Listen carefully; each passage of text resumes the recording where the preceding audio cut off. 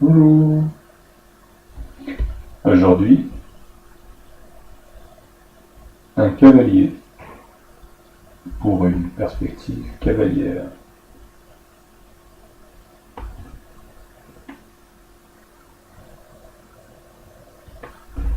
Ce qui est dessiné ici est nommé en mathématiques parallélépipède rectangle. On le nomme aussi pavé droit lorsqu'il est plein. Donc une boîte de chaussures, ce serait plutôt un parallélépipède rectangle, et une brique, ce serait plutôt un pavé droit. Alors ici nous avons une représentation. Alors cette représentation n'est peut-être pas très fidèle à la réalité, à ce qu'on voit.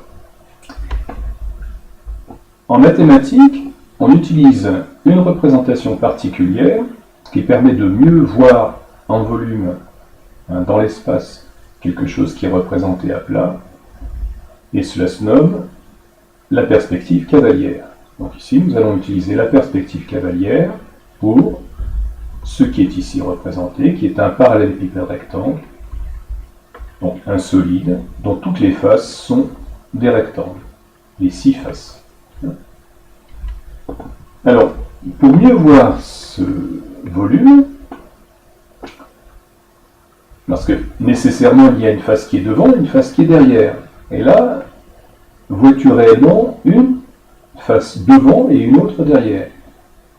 C'est probable, et pourtant, il y a 2 possibilités. Alors, la première, eh bien, si je te montre le volume comme ceci, c'est peut-être ce que tu voyais, cette face semble être la face de devant. Effectivement, elle correspond à une figure que nous allons dessiner ici. Voilà. Cette face-là, qui serait la face de devant, qui cache le côté EF et le côté AE, ainsi que le côté EH. Et comme ces côtés sont cachés, on les représente en perspective cavalière par des pointillés. Il y a une autre possibilité. Alors cette autre possibilité, je supprime ce qui nous faisait voir cette face-là devant. Cette autre possibilité, eh bien, nous l'avons ici. Voilà. Alors, c'est peut-être pas très clair pour l'instant pour toi. Si j'estompe un petit peu le pointillé, ce sera peut-être plus net. N'est-ce pas? Voilà. La face qui est devant, eh bien, c'est celle-ci. Celle-ci. Alors, elle correspond au deuxième parallélépipède rectangle possible. Donc, celui-ci. Donc, la face visible, celle-là. Cette face-là, elle cache le côté DC, le côté BC et le côté CG.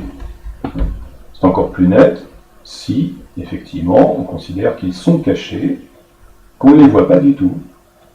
Voilà, pas du tout. Alors ça nous montre que, en fait, quand l'œil, on lui propose le dessin qu'on va nommer en fil de fer, c'est-à-dire où tous les côtés sont donnés, eh bien, c'est le cerveau qui choisit s'il te présente cette face-là devant, ou cette face-là devant, ou si tu vois le dessin complètement à plat. Voilà. Alors rappelons donc les conventions de la perspective cavalière. Alors, la face avant et la face arrière sont représentées en vraie grandeur, c'est-à-dire en grandeur égale. On verra que ce n'est pas tout à fait vrai pour l'œil, normalement. Et donc les autres faces ont des côtés parallèles. Donc ici j'ai bien un rectangle, là aussi j'ai bien un rectangle, mais il n'est pas présenté en face de nous, donc nous voyons les côtés en biais. hein. Mais ces côtés sont parallèles les uns aux autres. Donc, ici, nous avons la face avant, la face arrière, et les côtés qui rejoignent ces deux faces, et qui nous donnent la face du dessus, la face du dessous, la face de droite, et la face de gauche. Alors, revenons à nos dessins de tout à l'heure. Voilà. Alors, ici, qu'est-ce qu'il faudrait mettre en pointillé? Il faudrait mettre en pointillé ce côté DC, donc qui ne doit pas être visible. Donc, le côté, ce côté-là et ce côté-là ne sont pas visibles. Quelles sont les faces qui sont visibles? Eh bien, la face avant, la face de dessous et la face de gauche.